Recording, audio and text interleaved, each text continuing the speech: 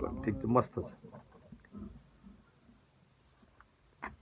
बादशाह की हुरमा होती लागी लार पिंजारा पड़ी पेजार पचे पचताणी जल मगमायो जारा।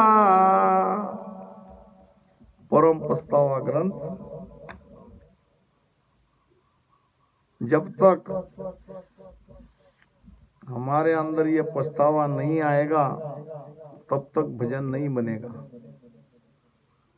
बादशाह की हुरमा होती लागी लार पिंजारा। हुरमा कहते हैं बादशाह का जनान खाना। बादशाह की रानियां जहाँ रहती है वो सब हुरमा में रहती है, उसको कहते हैं हुरमा। उर्दू शब्द है। बादशाह है परमात्मा और ये आत्मा है बादशाह की रानी। अब ये आत्मा जब तक परमात्मा के पास थी तो वहां तो सब सुख था, मगर ये परमात्मा को छोड़ के, उस बादशाह को छोड़ के ये पिंजारे के पीछे लग गई। पिंजारा है मन। कथा आती है कि ये कोई बादशाह की बेगम एक पिंजारी को देख के पिंजारी के पास मखमल की गादियां थी।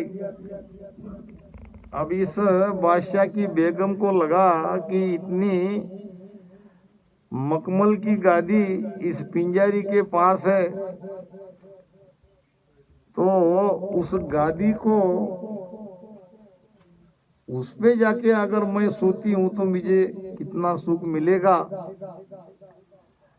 तो ऐसे रोज देखती थी। एक दिन उसके मन में आया, वो पिंजारे के साथ में चली गई। अब पिंजारे के साथ में 2-3 दिन तक तो ठीक ठाक उसने रखा। फिर उसको वो अपने कपास पींजने के काम में लगा दिया। अब ये बादशाह की बेगम वहां पछताने लगी कि ये मैं क्या कर बैठी, मैं तो बादशाह की बेगम थी और कहा मैं ये पिंजारी के साथ में फंस गई, उसके साथ भाग गई महल छोड़ के। अब बादशाह न मुझे वापस आने देगा, अब पिछताना पड़ेगा। अब पिछताने लगी, दुख करने लगी। मैंने मेरे हाथ से ये कैसा कर दिया। इसी प्रकार ये आत्मा मन रूपी पिंजारे के साथ लग गई। झूठे अल्प से विषय सुख में परमात्मा को भूल गई। अब जब तक पछतावा नहीं करेंगे, जब तक भजन नहीं करेंगे, तब तक वापस परमात्मा के पास नहीं जा सकते। पड़ी पेजार पीछे पछतानी जन्म गमायो जारा। जारा यानी विषय सुख के अंदर में ये जन्म मैंने गमा दिया। आन जार को फिर फिर पूजे हरि सोबे मुख होई। गिण का जो जीण तीण की जोरू पतिव्रता नहीं कोई। गीन का कभी पतिव्रता हुई क्या? गीन का नाम वेश्या। वेश्या को तो कई पति रहते हैं, वेश्या का कोई एक पति नहीं रहता। उसी प्रकार हम एक आत्मा को छोड़ के, एक परमात्मा को छोड़ के बाकी आन की भक्ति कर रहे हैं तो हम भी परमात्मा से विमुख हैं। हमारे हिंदू धर्म में तो देवता की कोई कमी नहीं है। 33 करोड़ भी देवता है। पेड़ को भी हमने देवता मान लिया और जानवर को भी देवता मान लिया। कुत्ते में भी हम भगवान देखते हैं। कोई वार हमने खाली नहीं छोड़ा। सोमवार भी हमारा, मंगलवार भी हमारा, बुधवार भी हमारा, गुरुवार की हमारा। अलग अलग देवता हमारे, हरेक वार के, हरेक दिन के। तो ऐसे परमात्मा अनंत नहीं है, परमात्मा तो एक है। और वो एक है और वो हमारे भीतर है। उसको भीतर ही देखो, वो बाहर नहीं मिलेगा। ये आन जार को फिर पूजे, ये आन की भक्ति करने से, परमात्मा को बेमुख होने से हमारी स्थिति बन गई वेश्या के जैसी। जैसे वेश्या को पति का सुख नहीं मिलता, वेश्या कभी पतिव्रता नहीं कहलाती। पतिव्रता स्त्री ये एक नगरी में थी और उसकी महिमा बहुत होती थी।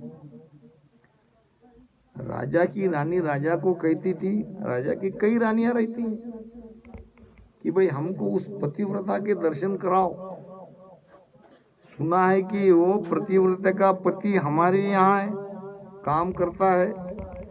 हम देखना चाहती है कि इतने सामान्य स्त्री की औरत पतिव्रता है, तो उनमें और हम में क्या फर्क है, क्या कमी है हमारे अंदर। हम पतिव्रता नहीं कहलाती और एक सामान्य हमारे एक नौकर की स्त्री पतिव्रता कहलाती है। राजा के पीछे लगी। राजा ने कहा चलो ठीक है, मगर एक बात है, हमको भेष बदलना पड़ेगा, मुझे भी और आपको, नहीं तो वो पहचान लेगी और फिर हम समझ नहीं पाएंगे। आपको तो देखना है वो पतिव्रता क्यों कहलाती है। राजा अपने रानियों के साथ भेष बदल कर गए पतिव्रता के घर पे। आवाज दिया, अंदर से कुंडी बंद थी। अंदर से आवाज आई, कौन हो? वो कहने लगे हम मेहमान हैं, दरवाजा खोलो। पतिव्रता स्त्री कहने लगी जब तक मेरे पति का हुक्म नहीं आएगा मैं दरवाजा नहीं खोलूंगी। वापस चले गए। अब दूसरे दिन उस नौकर को कहा तुम जाके तुम्हारे पत्नी को कहो हम उनको मिलने जाने वाले हैं, मगर याद रखना हम भेष बदल कर जाने वाले हैं। तुमको केवल इतना ही कहना कि अगर कोई मेहमान आए तो दरवाजा खोल देना। अब पति का आदेश मिल गया। दूसरे दिन राजा अपने रानियों को लेके गए दरवाजे के पास। अब की बार आवाज देते ही दरवाजा खुल गया, क्योंकि पति की आज्ञा, पत्नी का हुक्म था, पति का हुक्म था। देखा तो एक सामान्य कपड़े में साधारण सी दिखने वाली स्त्री उनके सामने खड़ी थी। रानियां इशारा से कहने लगी यही पतिव्रता है। अब इसमें क्या लक्षण है पतिव्रता के? फिर राजा ने इशारे से दरवाजे तरफ रानी को देखने के लिए कहा। वहां था एक बड़ी लकड़ी और कुछ पत्थर। अब रानियों ने पूछा, भेष बदल के आई थी, कि भाई ये लकड़ी यहाँ क्यों है और ये पत्थर यहाँ क्यों रखे हैं? तो पतिव्रता स्त्री ने कहा कि मेरे पति राजा के यहाँ चाकरी करते हैं।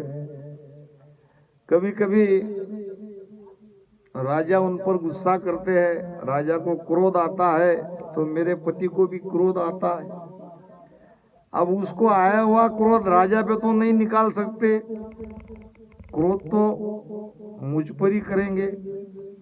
कभी कभी ऐसा होता है जब बहुत क्रोधित होके मेरे पति घर पे आए तो कभी कभी उनके मन में अगर लकड़ी से मुझे पीटने की इच्छा हुई तो वो लकड़ी ढूंढने कहाँ जाए। इसलिए मैं उनके लिए लकड़ी रखती हूँ कभी कभार उनको बहुत ज्यादा क्रोध आए और मुझे पीटने का मन करे तो लकड़ी ढूंढने के लिए उनको जाने की जरूरत नहीं पड़ेगी, इसलिए मैंने वहां लकड़ी रखी है। पत्थर किस लिए? तो पत्थर भी उसके लिए, अगर पति को लगे कि पत्थर से मारूं मैं मेरे पत्नी को तो वो ढूंढने कहाँ जाए, तो इसलिए मैंने पहले ही उनके लिए वहां रखे हैं। राजा और रानी देखते रहे, सुनते रहे। राजा मुस्कुराते लगे कि देखो पतिव्रता कैसी है,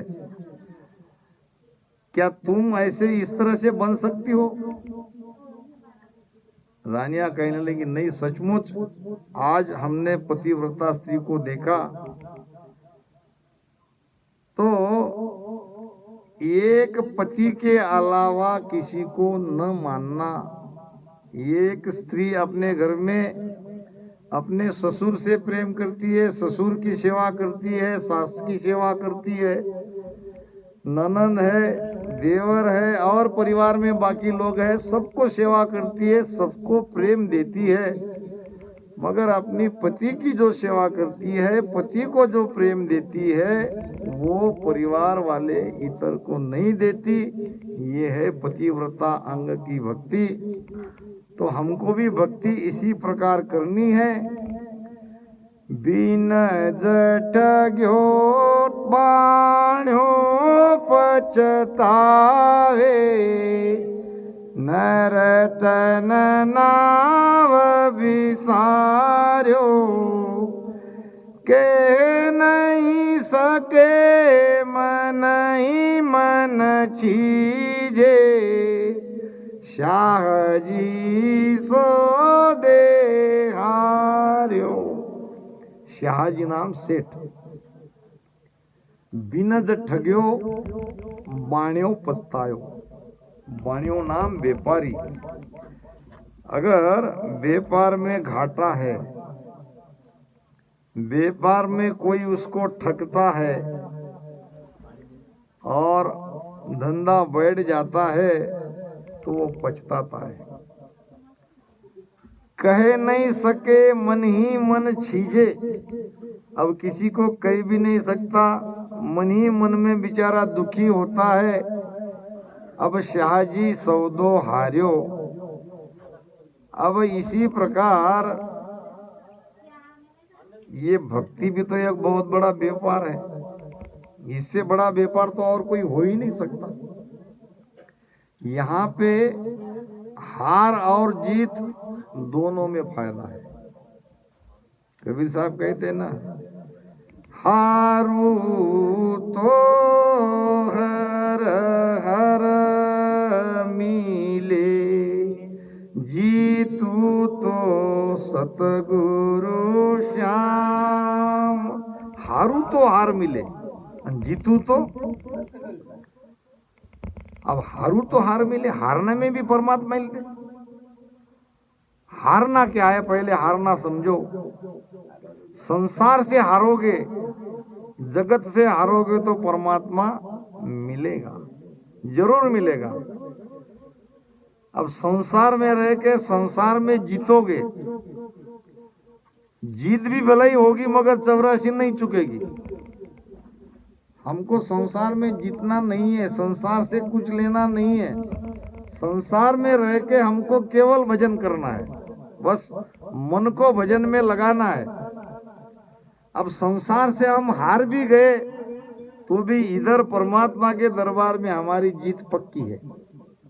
हारू तो हार मिले और जीतू तो सदगुरु श्याम। अगर जीत गए, मन को जीत गए, काल को जीत गए तो जीते जी परमात्मा मिल जाएंगे। तो इसमें हार में भी जीत है और जीत में तो जीत है। ऐसा बहुत बड़ा व्यापार सदगुरु ने कृपा करके हमें दे दिया। तो इसमें अब हारना नहीं है, ठगना नहीं है। जितनी देर भजन कर सकते हैं उतना भजन करते रहो, नहीं तो जैसा वो व्यापारी जिसका धंधा बैठ गया वो पछताता है, वैसा हमें पछताना पड़ेगा। मृग जलधाय मृग पचताया शिंबल से हरसुआ काच महल कुकर पचतायो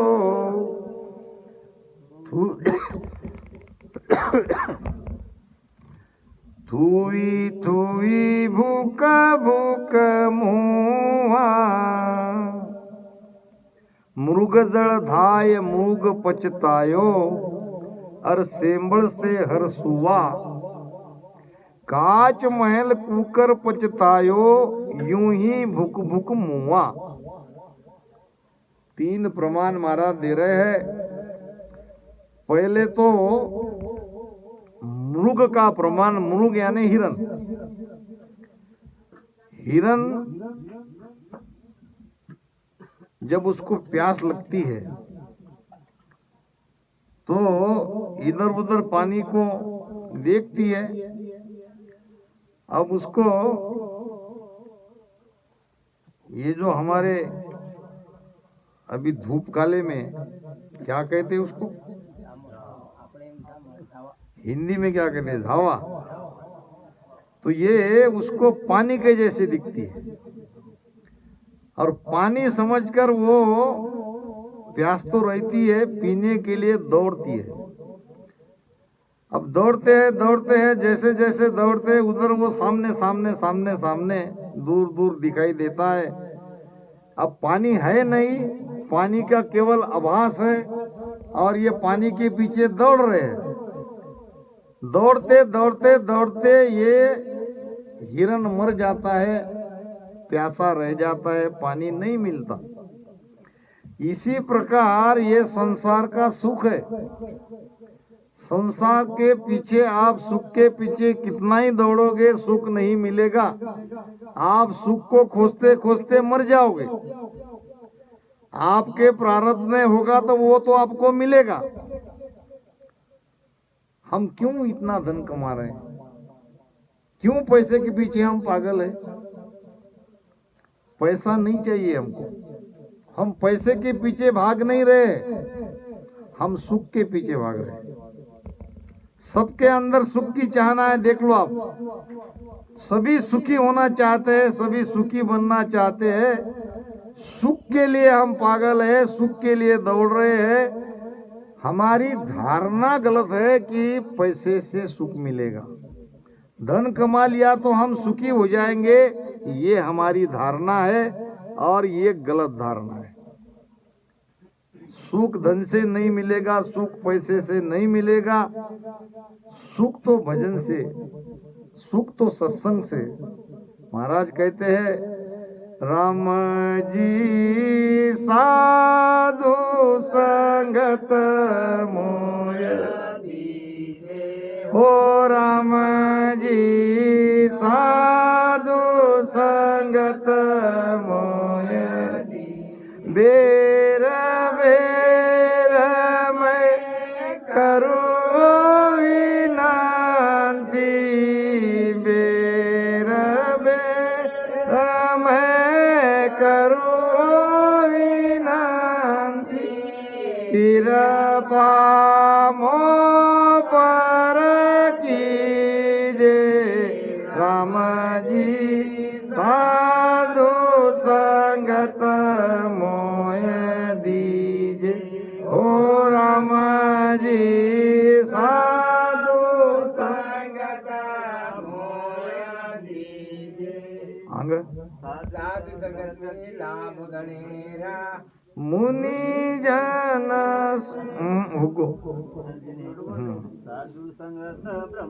साधु संगत ब्रह्मादिक बंचे सुर अधिक मुनि ज्ञानी मेरे राम, सनकादिक मुनि ज्ञानी जे सुख पावे साधु संगत, जो सुख पावे संगत में सो सुख नहीं राजधानी। राम जी साधु संगत मोहे दी। ओ राम जी साधु संगत। सूरदास जी महाराज का भजन है, जो सुख पावे साधु संगत में सो सुख नहीं राजधानी। राजा को इतना सुख नहीं मिलता जो एक सत्संगी को मिलता है। इसलिए सत्संग अगर सहज में उपलब्ध है तो छोड़ो मत। सत्संग में बहुत लाभ है। राम जी साधु संगत मोहे दीजे। बेर बेर मैं करूँ विनंती कृपा मोह पर कीजे। क्या मांगा तो सत्संग ही मांगा, साधु की संगत मांगा। यही प्रार्थना बार बार संतों ने परमात्मा से करी है। मृगजल धाय मृग पचतायो, सेम्बल से हर सुवा। सेम्बल का फूल दिखने में बहुत ही अच्छा, बहुत ही खूबसूरत।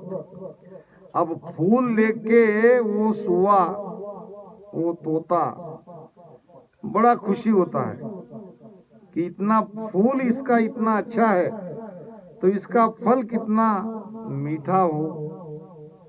अब वो फल की लालच में फूल को देखते देखते जब उसके फल लग जाते हैं और फल को वो खाने के लिए अपनी चोंच मारता है तो उसके अंदर की वो रुई बाहर निकल जाती है, फिर वो पछताता है। कबीर साहब ने तो बड़ा सुंदर प्रमाण दिया है। ये संसार से बरस फूल से मल को सुओ देख लुभायो। राम जी सुओ देख लुभाय। मारी टोच बिकर गई रुइया, सिर धुन धुन पछतायो। भजन बिना बावरे तूने हीरा सो जनम गमायो। भजन बिना बावरे। ये सारे प्रमाण हमारे पर है, कोई दूसरा सुआ नहीं है, हम ही वो सुए हैं। ये संसार के सुख को बड़ा आकर्षक दिखता है जब देखते हैं दूसरे की तरफ कि संसार में कितना सुख है। जब हमको ये मिलेगा तब कितना अच्छा रहेगा। हमारा भी ऐसा ही बैंक बैलेंस होना चाहिए, हमारे घर पे ऐसी गाड़ी चाहिए, हमारा घर भी मकान ऐसा ही चाहिए। जब ऐसा होगा तो कितना अच्छा रहेगा, ये हम सोचते रहते हैं। जब ये सब हो जाता है तब मन कहता है इससे कुछ नहीं होगा, और चाहिए और चाहिए। तो ये संसार का सुख सेम्बल के फूल के जैसा है। संसार दूर से बहुत आकर्षित दिखता है मगर संसार में सुख है नहीं। जब संसार में हम सुख ढूंढने जाएंगे तो पछताना पड़ेगा। भक्ति भी गई और संसार भी गया, दुविधा में दोनों गई माया मिली न राम। इससे तो बढ़िया था जैसे तैसे संसार से जाना ही है, सब छोड़ के रह जाते और भक्ति को पूरी करते। मगर ये भी गया और वो भी गया। कांच महल कुकर पछताणो, जैसे कांच के महल में कुत्ता जब जाता है तो महल में उसको अपनी परछाई दिखती है। और अपने परछाई को वो दूसरा कुत्ता समझता है और उसको भौंकता है, भौंकते भौंकते थक जाता है। तब उसको पता चलता है कि वहां कोई दूसरा नहीं है, मैं ही मैं हूं। तो संसार में, इस जगत में हमने कितना ही सुख पाने की कोशिश करी, ढाक के पत्ते 3 जो हमारे नसीब में है, जो प्रारब्ध में है वही मिलेगा, उससे ज्यादा नहीं मिलेगा। गागर फोड़ चली घर रीति, पिछतावे पिनियारी, खोया द्रव्य जलमयू हार्यो, यूं जुआ खेल जुआरी। घागर फोड़ चली घर रीति, पिछतावे पिनियारी। ये भी प्रमाण महाराज ने वाणी में दृष्टांत के द्वारा समझाया है। पिनियारी यानी पानी भरने वाली स्त्री, और उसके ऊपर पानी की भरी हुई घाघर रहती है, और घर आके देखती है उस बाई ने एक नेवला पाल रखा था, और नेवला बड़ा ईमानदार था। हाँ, नोळ्या निकली बरोबर।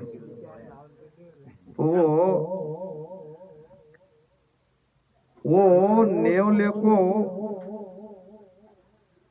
नेवले के भरोसे अपने बच्चों को छोड़ती थी। बच्चा था उसका छोटा, और पानी भरने के लिए जाती थी। एक दिन की बात है कि जहां बच्चा सो रहा था उस ओर एक सर्प आ रहा था। अब सर्प को देख के नेवला ने तो सर्प को उसके सारे टुकड़े कर दिए। नेवला में और सर्प में 36 का आंकड़ा है, वो बिना लड़े रह नहीं सकते, और उसमें नेवला ही जीतता है। तो नेवले ने सर्प को काटा, सर्प का खून उसके मुख को लगा। अब वो बाहर अपनी मालकिन आ रही थी, घाघर सिर पर लेके पानी भर के। अब उसको आगे बताने के लिए आया होगा कि मैंने आज बच्चे की रक्षा करी, मैंने बहुत बड़े सर्प को काटा, मारा। अब सर्प तो अंदर मरा हुआ पड़ा था, मगर उसके मुख को खून लगा था सर्प का। अब सर्प का खून देख के बाई को ऐसा लगा कि इसने मेरे बच्चे को तो नहीं काटा, इसके मुख को लाल लाल खून लगा है, हो सकता है इसने मेरे बच्चे को काटा, बच्चे को मार डाला। गुस्से से उसने वो भरी हुई घाघर उस नेवले पे पटक दी, नेवले को मार दिया। नेवला मर गया। भरी हुई घाघर उसके ऊपर जोर से क्रोध से मारने से अब नेवला इधर मर गया। अंदर आके देखी तो बच्चा पलने में खेल रहा था, हंस रहा था, और सर्प के कई टुकड़े पड़े थे। अब वो भाई पछताने लगी है, मैंने क्या किया, इतना मेरा ईमानदार नेवला, मैं उसको समझ नहीं पाई। बिना कुछ समझे उसको घाघर उसके सिर पे पटक के उसको मार दिया। तो अब वो पछताने लगी।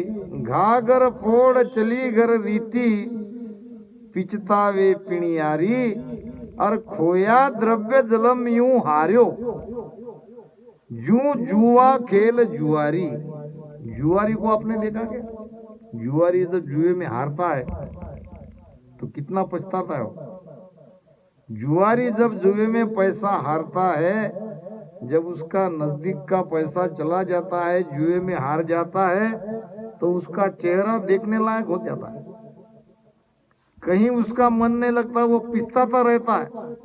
अगर नहीं खेलता तो बड़ा अच्छा रहता। कभी कभी तो मेहनत के पैसे जब वो हार जाता है तब कितना पछताना पड़ेगा। इसी प्रकार ये हमारे अंदर में जो श्वासारूपी धन है, जो हमने नहीं कमाया, परमात्मा ने दिया। अब ये धन अगर हमारा बेकार यूं ही जाएगा तो ये तो हम हार गए, तो पछताना पड़ेगा। इसलिए भजन करो, सांसों सांस में भजन करो, भजन को छोड़ो मत।